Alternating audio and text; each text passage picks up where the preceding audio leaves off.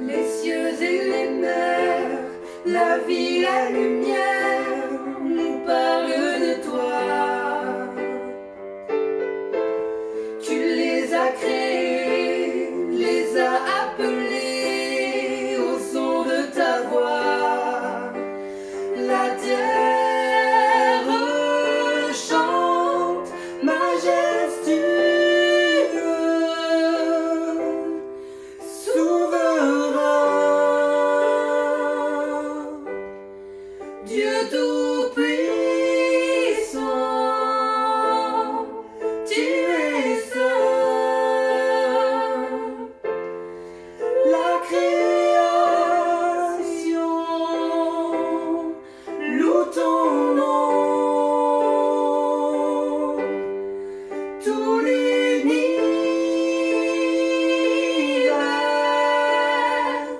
déclare à toi la gloire.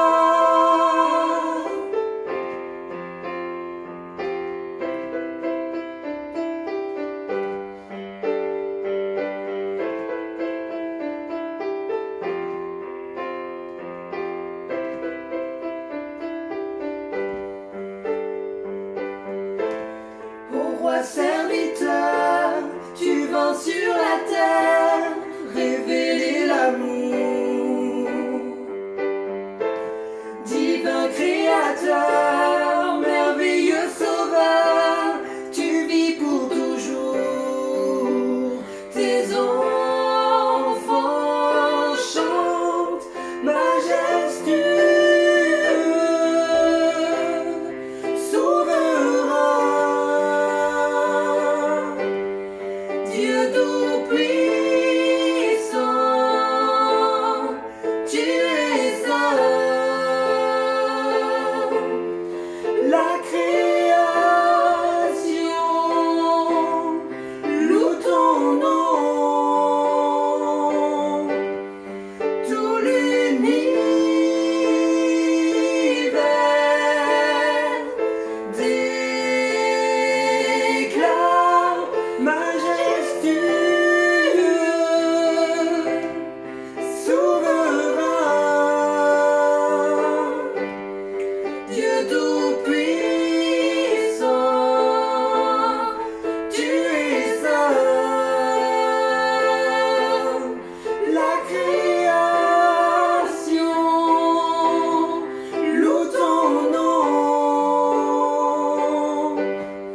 tout l'univers déclare à toi la gloire.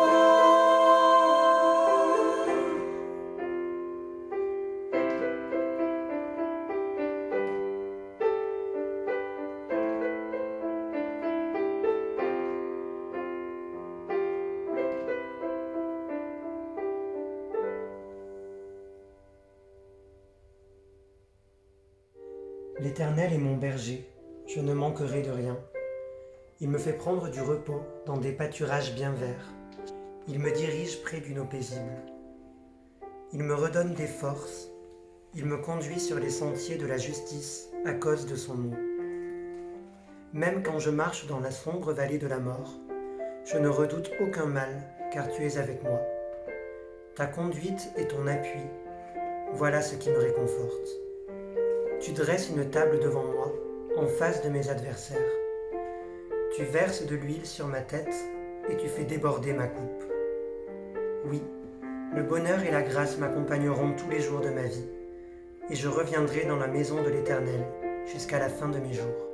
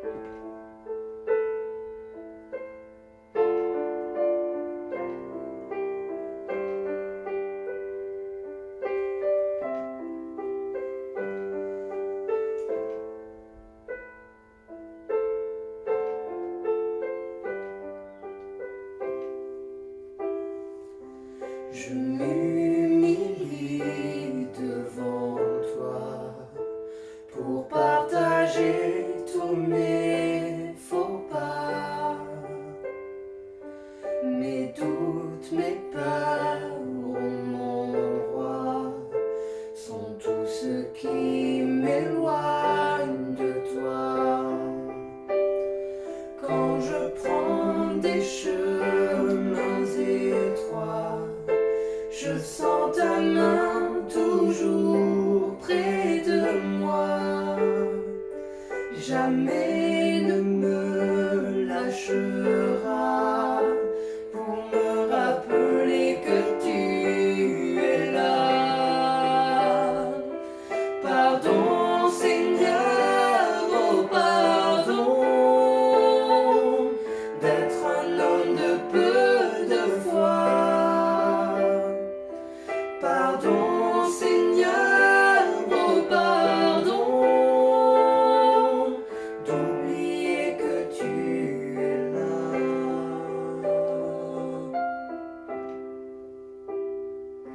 Je me prosterne à tes pieds, tout simplement pour te remercier.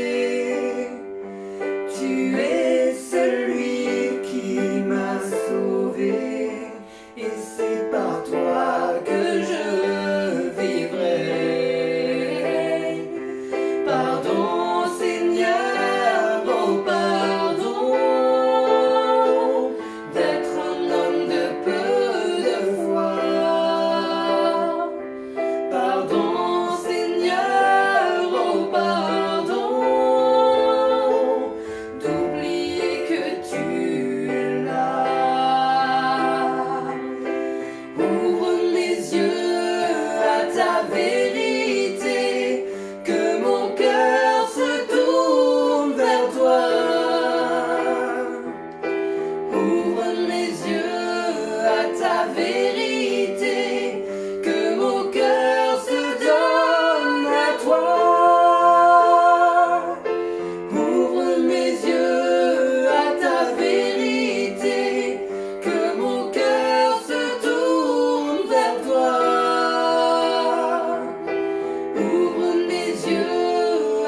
la vérité, que mon cœur se donne à toi.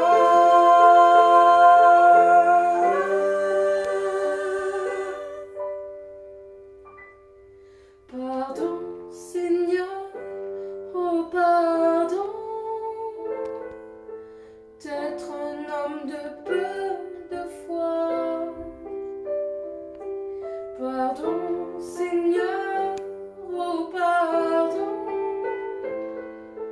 d'oublier que tu es là. Pardon, Seigneur, oh pardon, d'être un homme de peu de foi. Pardon, Seigneur, oh pardon, d'oublier que tu es là. D'oublier que tu es là. D'oublier que tu es là. D'oublier que tu es là.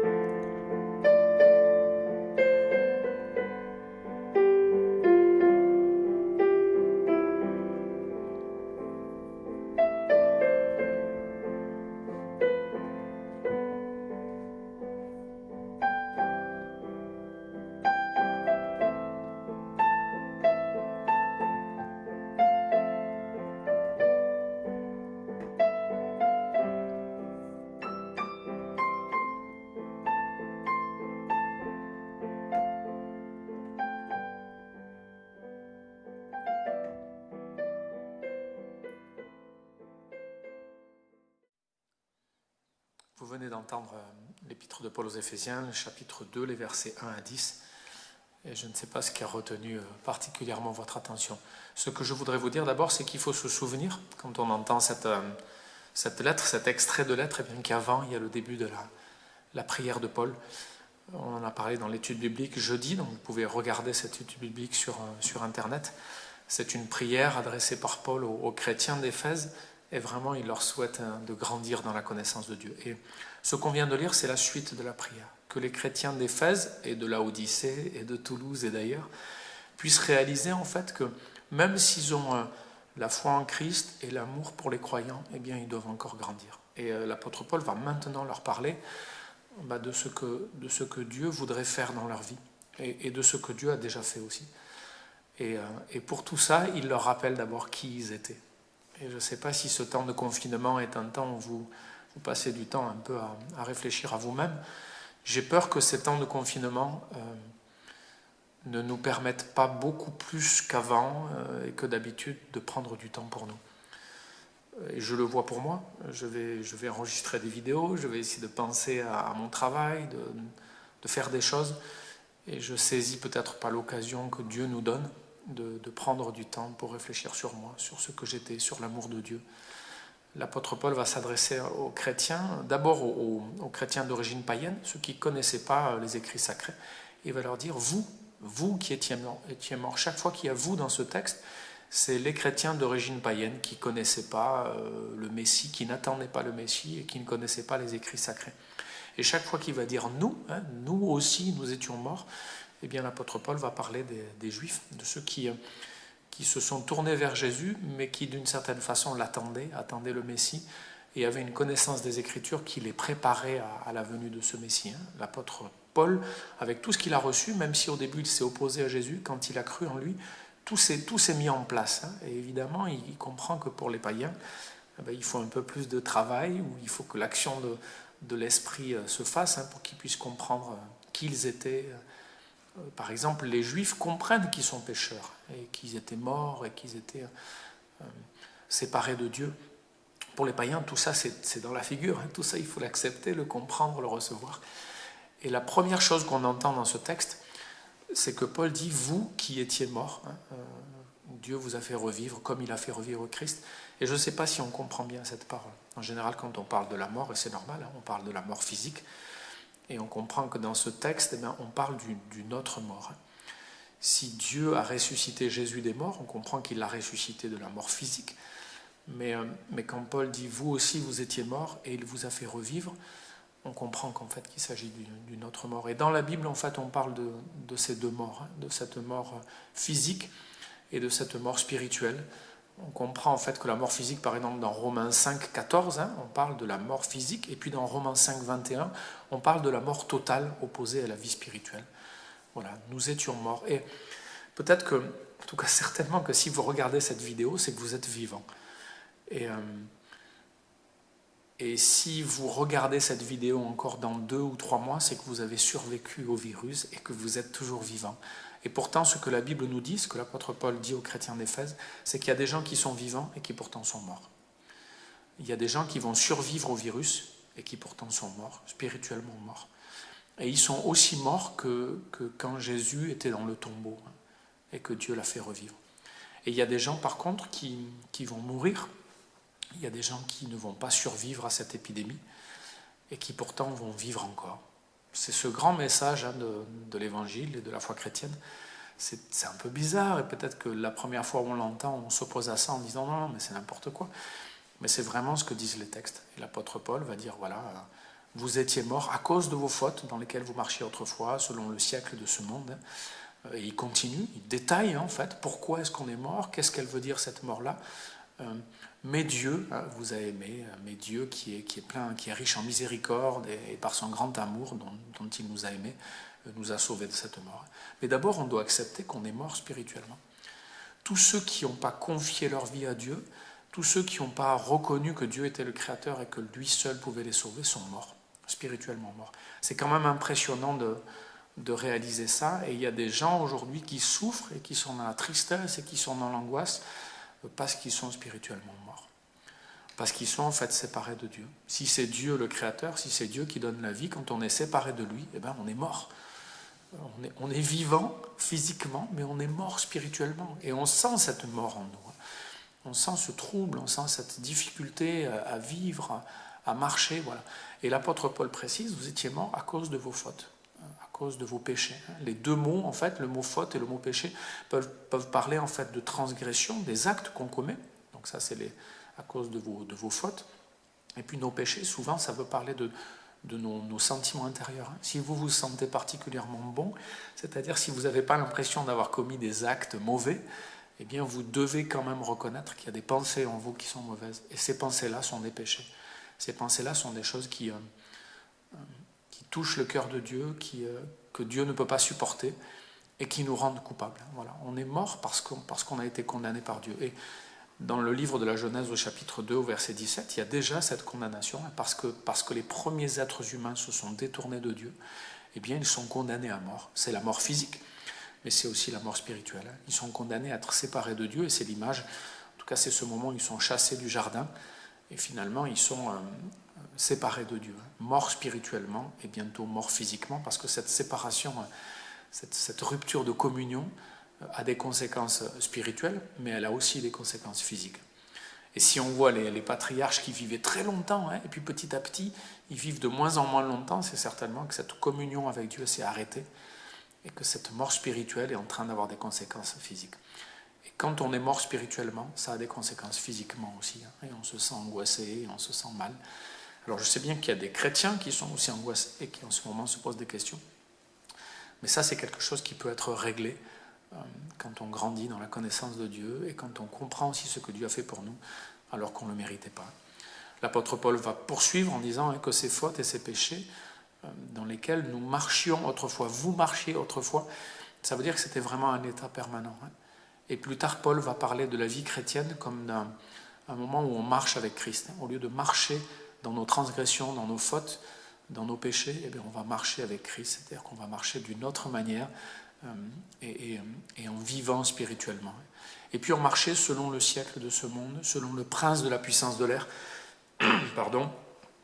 Le siècle de ce monde, en fait, c'est cette période où finalement Satan, le prince de ce monde, domine.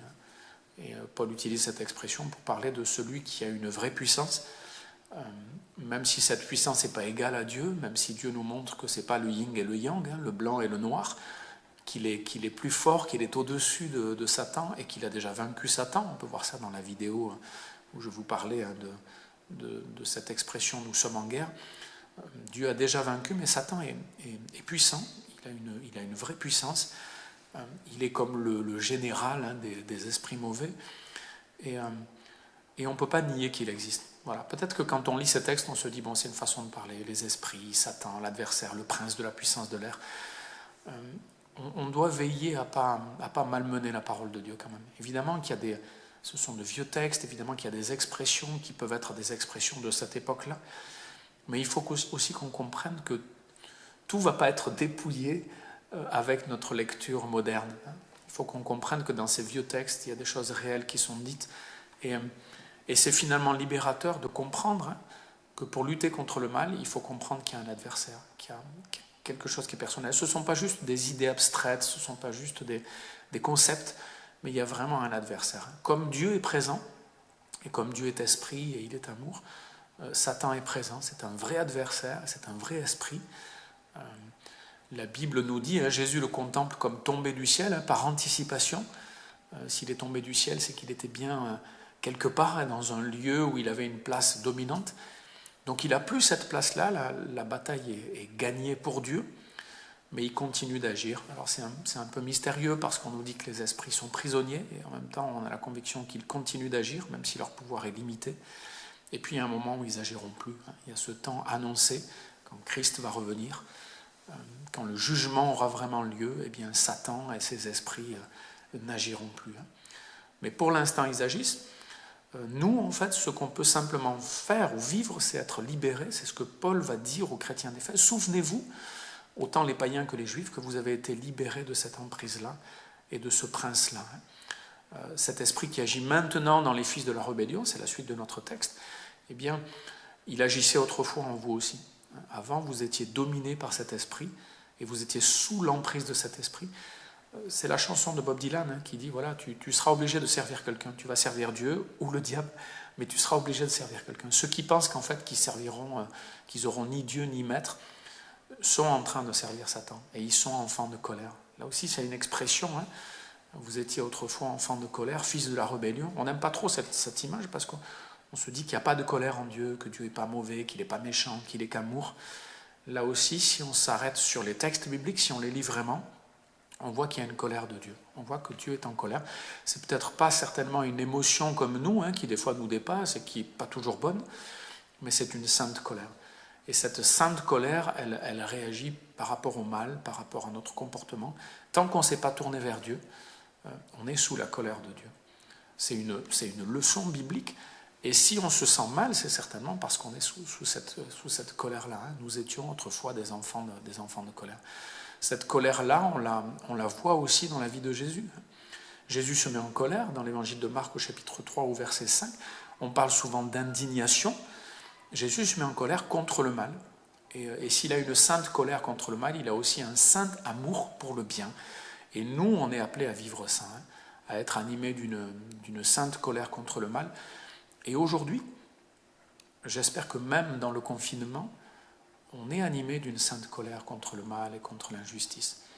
S'il est vrai que des SDF ont reçu des contraventions parce qu'ils étaient dans la rue, je pense que ça peut provoquer notre sainte colère et notre indignation. Je pense qu'on peut réagir. S'il est vrai que l'église de la Porte Ouverte a été calomniée parce qu'on l'a accusée d'avoir mal agi, eh bien nous pouvons être animés d'une sainte colère et réagir et montrer que ses frères et sœurs ont agi avec sérieux et sagesse, et que ce drame qui leur est arrivé, il ne faudrait pas qu'on ajoute à ce drame un autre drame en les condamnant et en les jugeant. Donc on doit être parfois animé d'une sainte colère, mais on doit se souvenir surtout qu'on était avant sous la colère de Dieu. et sous cette colère, sous ce jugement, parce que tous ceux qui ne se sont pas tournés vers Dieu pour demander pardon pour leurs fautes et pour leurs transgressions, eh bien, sont sous la colère de Dieu. C'est un message qui n'est pas facile à entendre et à dire, mais c'est un message important. Et pour vous qui avez déjà compris tout ça, eh bien, il faut simplement s'en souvenir. On était comme ça, et on était comme ça par nature. C'est ce que dit le texte aussi. Et ça veut dire qu'en fait, le péché, ce n'est pas un virus. Certains sont contaminés et pas d'autres. Et puis en se protégeant bien, on peut être protégé du virus du péché. Ce n'est pas ça. Et ce n'est pas non plus simplement par imitation ou par habitude. Le péché, c'est par nature, c'est ce que dit le texte. En tout cas, c'est par nature depuis que les êtres humains se sont révoltés contre Dieu. Depuis Adam et Ève, depuis ces premiers êtres humains, eh bien, le péché est entré dans le monde. Il pourra en sortir, il peut sortir de notre vie, en tout cas, il peut perdre sa domination sur nous, mais dès qu'on est dans ce monde, on est touché par le péché. Et il ne faut pas penser que les enfants sont sans péché et qu'ils sont tout mignons et qu'ils sont... Vous verrez que les enfants, en tout cas si vous n'avez pas eu d'enfants, si vous les avez maintenant autour de vous, bon, vous savez, ils sont grands, vous vous dites c'est peut-être par imitation, mais tout petit déjà, les enfants sont capables de désobéir, de s'opposer, d'être méchants. Et bien sûr qu'ils voient des choses en nous, qu'ils apprennent la méchanceté à notre contact, mais ce péché, cette faute, cette méchanceté, ce mal, sont aussi en nous, c'est ce que dit ce texte. Nous étions par nature, des enfants de colère par nature, depuis la faute d'Adam. Et puis si dans cette première partie de l'être, dans la première partie de ce texte, on se souvient de tout ce qu'on était, eh bien c'est pour qu'on puisse comprendre combien l'amour de Dieu est grand. Mais Dieu, qui est riche en miséricorde, par son grand amour dont il nous a aimés, nous a sauvés. C'est par grâce que vous êtes sauvés. C'est vraiment ce qu'on doit retenir aujourd'hui, être réconforté par cet amour extraordinaire de Dieu. Et si on demande à Dieu, pourquoi est-ce que tu nous as sauvés? Pourquoi est-ce que tu nous as choisis, nous? On parle de ces œuvres préparées d'avance, et on se souvient que dans le chapitre 1, il est question de prédestination, Dieu nous aurait choisis. On peut simplement dire à Dieu, pourquoi est-ce que tu nous as choisis? Et Dieu nous répond, parce que je t'aime, par amour. Et il n'y a pas d'autre explication. Et si on demande à quelqu'un qui nous aime, pourquoi tu nous aimes? Eh bien, il ne saura pas vraiment nous répondre. Bien sûr qu'il pourrait parler de notre beauté physique, de nos qualités, mais quand ces qualités vont être éclipsées par nos défauts, qu'est-ce qui va faire que cette personne continue de nous aimer quand même? C'est l'amour, c'est mystérieux, c'est extraordinaire, mais Dieu nous a choisis, il nous aime et il continuera de nous aimer quoi qu'il arrive, même si on s'éloigne de lui. En ces temps de confinement, j'ai lu, et je trouve ça terrible, mais je pense que c'est malheureusement vrai, que ce sont des temps qui sont difficiles pour les couples, qui vont être difficiles pour les couples et qui sont difficiles pour les familles. Et qu'il pourrait y avoir des couples qui se séparent parce que ces temps de confinement sont insupportables, parce qu'il faut vivre l'un avec l'autre tous les jours et qu'on s'est habitué à avoir des temps de respiration ou dans le travail on ne se voit plus l'un l'autre parce qu'on se supporte tout juste. Pardon. Et là, il faut être ensemble. Eh bien, j'espère que vous comprendrez que l'amour de Dieu et l'amour qu'il a mis dans notre cœur peut nous permettre de tenir bon. Et nous devons nous souvenir de ce qui nous a plu chez l'autre, mais nous devons comprendre aussi qu'il y a un mystère. Si nous aimons cette personne, c'est parce qu'il y a quelque chose qui s'est passé, c'est parce que certainement, en tout cas dans beaucoup de cas, pas toujours, des fois il y a des mauvais amours, mais c'est certainement parce que Dieu a mis cet amour en nous. C'est quelque chose de mystérieux, c'est une émotion mystérieuse, mais c'est aussi quelque chose que nous avons décidé. Je décide d'aimer quelqu'un et je décide de l'aimer, même si je passe par des moments difficiles. Et Dieu a décidé de nous aimer. Et si nous répondons à son amour, on dit c'est par grâce que vous êtes sauvés par le moyen de la foi. Dieu nous aime, c'est la grâce. Et la foi, c'est cette réponse que nous allons donner. Nous allons faire confiance à Dieu. Il n'y a aucun mérite. Voilà, Dieu le dit dans cette parole, l'apôtre Paul le dit. Ce n'est pas par les œuvres, afin que vous ne vous vantiez pas. On ne peut pas se vanter, on ne peut pas dire on est meilleur que les autres, on a été choisi par Dieu parce qu'on est meilleur. Non, on a été choisi par Dieu, un point c'est tout. Et ça devrait nous remplir de paix et de joie. On a été choisi par Dieu, on est aimé par lui, et on a été choisi par Dieu pour que d'autres puissent être aimés, pour que d'autres puissent le connaître, pour que d'autres puissent le rencontrer. On a été créé en Jésus-Christ, ça veut dire qu'il y a une nouvelle création. Ça veut dire que cette domination de Satan, elle n'existe plus. Bien sûr qu'on est tenté, bien sûr qu'on commet des erreurs, bien sûr qu'on se fait du mal dans un couple, dans une famille, pendant ce temps de confinement. Je prie pour qu'on se fasse du bien, même si je sais qu'on se fera du mal. Mais on est rendu capable par l'Esprit de Dieu de s'aimer vraiment, de se faire du bien, de se vouloir du bien, de se ressaisir. Et je prie pour que Dieu nous aide pendant ces temps de confinement à nous ressaisir, pour qu'on puisse ne pas se décourager. On est sauvés par grâce alors qu'on ne le méritait pas. Et ceux qui sont autour de nous ne méritent pas notre amour. Il y a des gens qui ne restent pas chez eux, il y a des gens qui prennent des risques et qui font prendre des risques aux autres, il y a des gens qui répandent des rumeurs. Tout cela ne mérite pas notre amour. Et pourtant, si on les croise, si on peut discuter avec eux, il faut qu'on leur montre qu'on les aime, et que Dieu les aime, et que cet amour peut tout changer. Nous étions autrefois des enfants de colère. Ceux qui ne connaissent pas Dieu sont morts spirituellement. Aujourd'hui, il y a des gens qui survivent au virus, mais qui sont morts spirituellement. On doit prier pour eux. Que ces temps de confinement nous permettent de prier pour le personnel soignant, de prier pour les SDF, de prier pour les éducateurs qui doivent s'occuper d'enfants qui sont confinés dans des foyers et qui souffrent peut-être de manque d'amour, de prier pour les personnes âgées qui peut-être sont angoissées à cause du virus, mais qui en plus sont seules dans leur maison de retraite, de prier pour ceux qui ne connaissent pas Dieu et qui aspirent à lui, ceux qui sentent bien qu'elles sont mortes au fond d'elles et qui ont envie de vivre, et bien que nous puissions croiser leur route, que ce soit virtuellement ou physiquement, que nous puissions rester chez nous et profiter de ces instants pour nous approcher de Dieu, pour mieux le connaître, pour réaliser qu'il nous a aimés alors que nous ne le méritions pas, qu'il nous a sauvés par pure grâce, qui nous a choisis simplement parce qu'il nous aimait, que nous ne méritons rien et que nous sommes appelés à transmettre cette bonne nouvelle, à entrer dans ses plans. Il a préparé des bonnes œuvres pour nous. On ne sait pas ce que c'est, mais en étant à l'écoute de Dieu, on va accomplir ce que Dieu avait prévu pour nous. On va accomplir des belles œuvres remplies de l'amour de Dieu, remplies de son esprit, et sans se décourager, parce que Dieu nous a fait un cadeau, le cadeau de son amour, et qui nous demande maintenant d'aimer ceux qui sont autour de nous. Nos proches d'abord, ceux qui sont vraiment avec nous en ce moment, tout proches de nous, et puis tous ceux que nous croiserons virtuellement ou plus tard, tous ceux avec qui nous allons pouvoir parler au téléphone, tous ceux que nous pourrons encourager avec une carte postale, un petit mot que nous enverrons, tous ceux à qui nous pourrons parler par Skype ou par WhatsApp. Que Dieu vous bénisse, que Dieu nous garde, qu'il nous donne beaucoup de sagesse, beaucoup d'amour, que nous puissions réaliser que nous étions morts et maintenant nous vivons avec Dieu, avec la force de Dieu, et que nous puissions prier pour tous ceux qui, tout en étant vivants, sont encore morts, sont encore sous la colère de Dieu. Que Dieu puisse les sauver et qu'il puisse le faire peut-être à travers nous. Amen.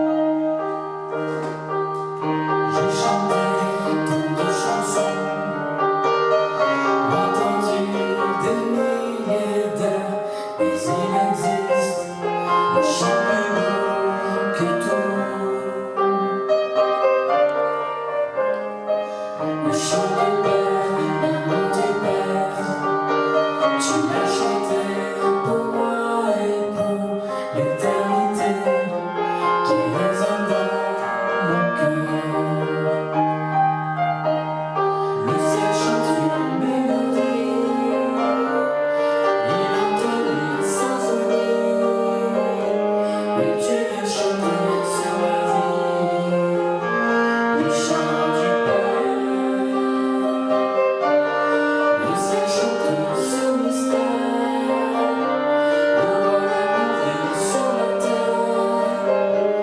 que tu viens chanter sur ma vie, le chant du Père.